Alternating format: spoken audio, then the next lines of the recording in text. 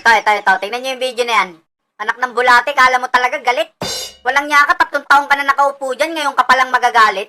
Baliw ka, di ba pinsan mo pinahawak mo ng budget? Sa kanya ka magalit. Dapat sa gunggong na to, tinatapos sa kangkungan, tapos ito ipalit. Kasi pag ako tumira, masaya na masakit. Titi Sara, palitan mo na yan.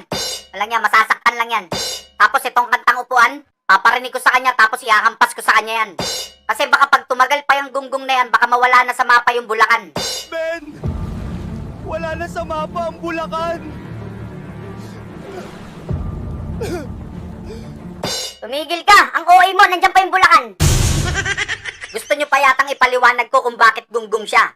Sino ba travel ng travel tapos umutang sa World Bank? Siya. Sino ba pumirma ng budget para ma-release sa Congress? Siya. Tapos binigay sa mga demonyo, pinangkasino nila. Eh, sino magbabayad ng mga inutang neto? Sige nga, hulaan nyo. Taga. Tayo. Tingnan nyo ha. Ninakawang ka na, magbabayad ka pa. Binaha ka na nga, lulukohin ka pa. Hirap ka na nga, tatakasan ka pa. Sa sobrang tindi na nakawan, pati si Monkey D. Luffy nakitagyak na.